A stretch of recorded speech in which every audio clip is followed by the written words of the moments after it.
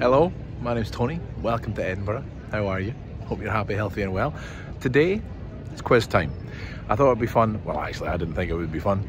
My wife thought it'd be fun. She's the one that comes up with the good ideas. To create a little quiz about the Royal Mile to see how well you know it. One way, we're learning facts about the Royal Mile, and two, you're having a bit of fun. And I thought, as I was coming up here, if you're on holiday and you've got kids and you're trying to come up with a little fun game, you could have this quiz as we go down. They could try to find the answers. Some of them they won't be able to, but you could try to find the answers as you're going down the Royal Mile. So I have 10 questions for you about the Royal Mile as we travel down from here at the top, right, Edinburgh Castle, all the way down to Holyrood Palace. I'm going to do the 10 questions, and then afterwards I'll do the 10 answers. Let's see how you do. Okay, number one, we are starting right at the beginning of the Royal Mile.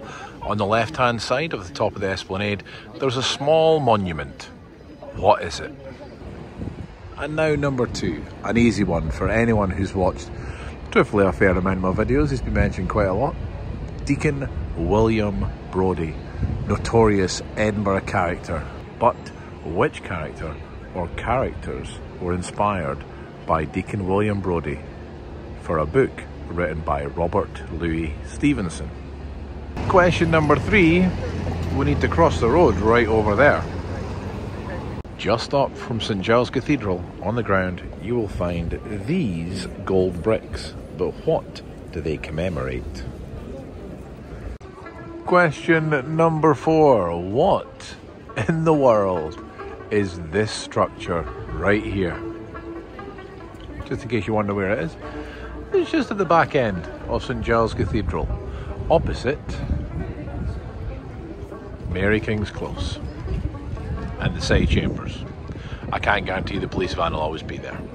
Question number five, and halfway through our quiz, opposite the Tron Kirk, you will find Coburn Street. But who is Coburn Street named after? See, some of them are difficult. Okay, question number six, and here we are just over halfway down the Royal Mile, opposite the World's End pub right here. And some of you probably already know what I'm going to ask, but I'm still going to ask it. This used to be the site of the gates into Edinburgh, but what was the name of the gates? There you go, right here, the gates into the city. But what was the name of the gates?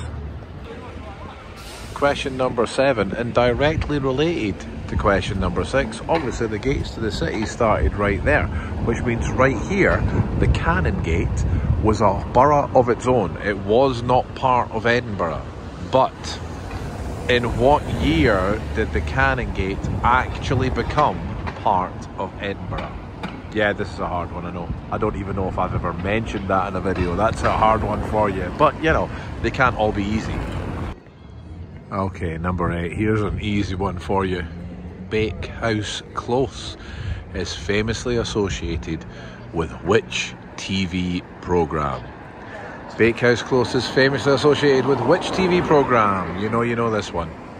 Question number nine, and here we are right at the foot of the Royal Mile.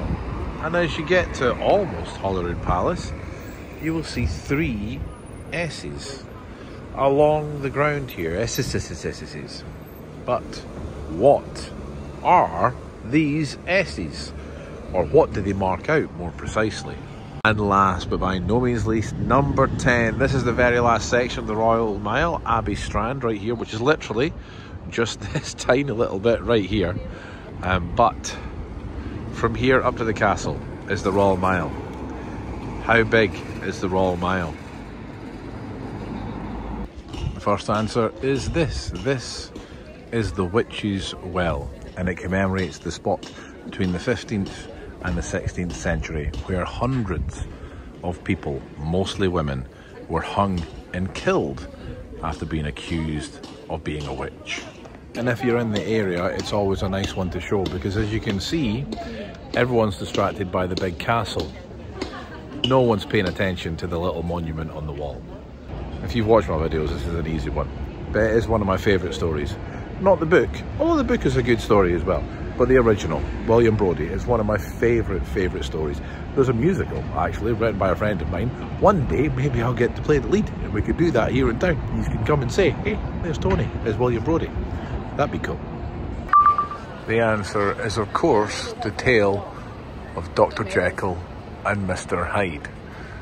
Deacon Brodie used to live two different lives. By day, he was a very righteous and nobleman, and by night time, he was a thief and a gambler. And this inspired Robert Louis Stevenson to write a book about a man with two different sides to him. You can see where he got that from. Okay, question 3 was, what do these gold bricks commemorate? And if you're looking for the answer, all you need to do is look over here by the wall. Those gold bricks mark the site of the last public execution in Edinburgh, which happened on the 21st of June, 1864. Okay, the next answer. Okay, the next question was, what is this? This is the Market Cross, or better known in other places as the Market Cross. It marks a spot that was allowed the right to have a market in the area. However, it was also the site of proclamations and announcements of war, or the death of a royal, or the crowning of a new royal. All these things were proclaimed from here. And also, you know, you can have a market here. But if you really want to show off to your family, you can say, yep, that's what that is. However, that's not where it originally was. The spot where it originally was is just down here. And it's marked on the ground. And everyone ignores it. Another spot that everyone ignores. See that shape on the ground there? How many sides is it? 1, 2, 3, 4, 5, 6, 7, 8. An octagon right there. That is the site of the original Market Cross. So that's the second one. Okay, question number 5. Question number 5 was a hard one. Who was Coburn Street named after? Actually, it was named after Lord Coburn, funnily enough. Lord Henry Coburn, to be precise. Lord Henry Coburn, to be precise, who was a city lawyer, but also a great conservationalist. A lot of the city probably would have been lost a long time ago if it wasn't for him.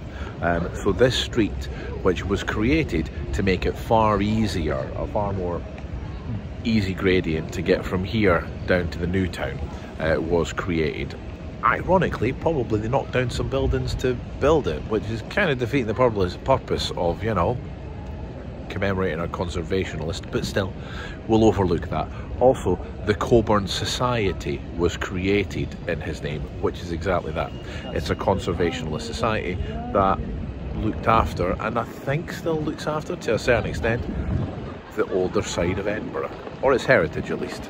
Okay, the answer to number 6. What was the name of the gates to the city that stood just over halfway down at the Royal Mile? And it was, of course, the Netherbow Port, long since gone.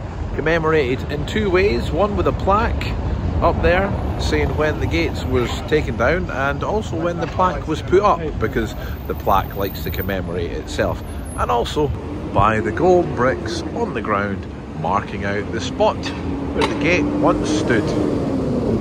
Next up was a hard one. When did the Cannon Gate become part of Edinburgh? Not an easy question at all, and probably most Edinburgh residents would know this one. The Cannon Gate officially became part of Edinburgh in 1856, all part of the expansion of Edinburgh with the new town, which had long since started to be built. So I'm not quite sure why it took so long for this to officially become part of Edinburgh, because the gates were long since down by then. But yep, 1856 is when the second half of the Royal Mile actually officially became part of Edinburgh.